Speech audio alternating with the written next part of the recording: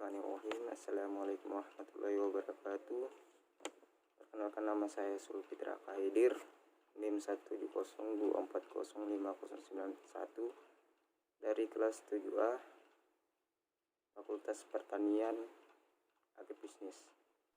Tujuan pembuatan video ini adalah sebagai memenuhi tugas UTS dari dosen pengampu Ibu Dr. Malina Bakri MPD, yakni menjelaskan 10 soal yang berkaitan tentang berpikir sistem.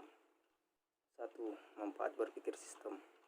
Manfaat berpikir sistem itu terbagi 3. 1. Memberi pemahaman atas berkaitan elemen-elemen yang mempengaruhi kinerja organisasi. 2. Menjadi bahasa bersama untuk dialog tentang struktur dan proses sistem. Bagian ketiga, memetakan dan simulasi apa yang dipahami bersama. Soal nomor 2, pengertian sistem. Pengertian sistem menurut Umar Fahmiyah.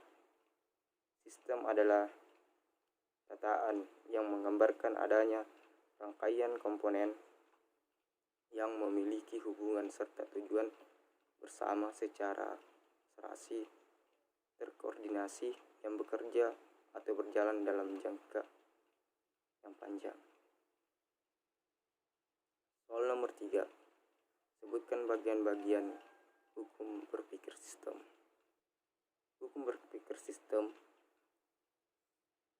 Pertama, masalah sekarang. Sumber dari penyelesaian masalah yang lalu, orde lama, orde baru, dan orde reformasi.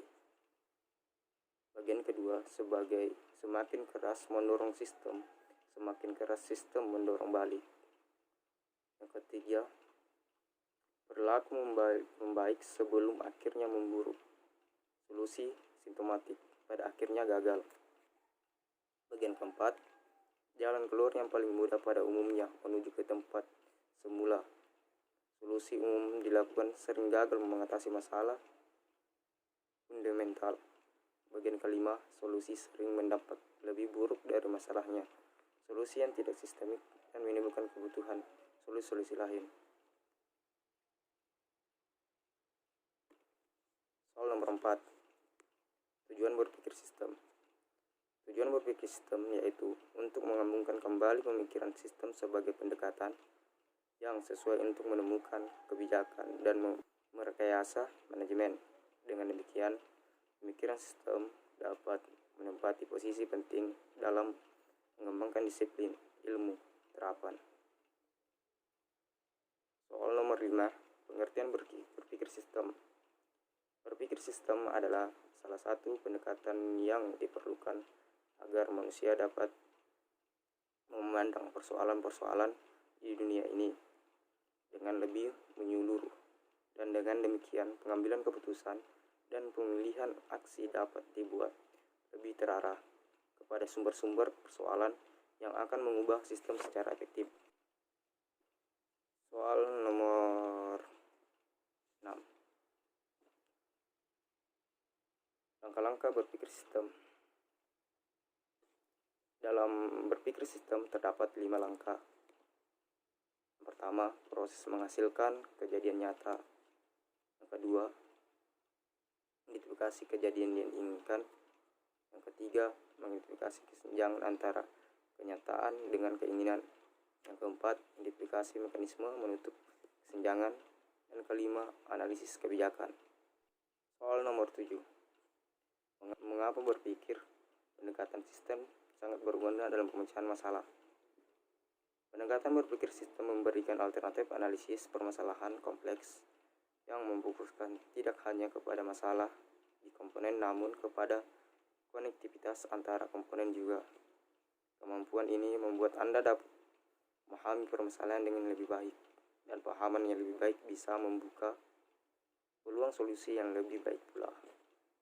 Soal nomor 8, mengapa harus mempelajari berpikir sistem? Pemikiran sistem juga memiliki tujuan, yaitu untuk menggabungkan kembali pemikiran sistem sebagai pendekatan yang sesuai untuk menemukan kebijakan dan merekayasa manajemen Dengan demikian, pemikiran sistem dapat menempati posisi penting dalam pengembangan disiplin ilmu terapan. Soal nomor 9. Apa perbedaan antara berpikir sistem dengan berpikir serba sistem? Perbedaan di antara konsep tersebut yaitu: 1. Berpikir sistem artinya memikirkan segala sesuatu berdasarkan kerangka metode pada urutan proses pengambilan keputusan. Di sini diperlukan ketataan dan kedisiplinan terhadap proses dan metode yang hendak dipakai. Metode berpikir yang berbeda akan menghasilkan kesimpulan yang berbeda, namun semuanya dapat dipertanggungjawabkan karena sesuai dengan proses yang diakui luas. Berpikir serba sistem.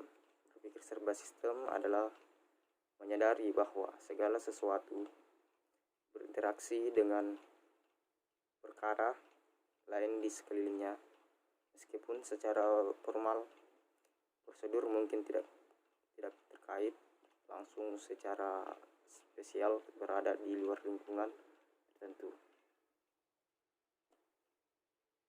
Soal yang terakhir, bagian ke-10, jelaskan faktor-faktor yang harus dimiliki agar dapat berpikir sistem. Salah satunya berpikir sistemik.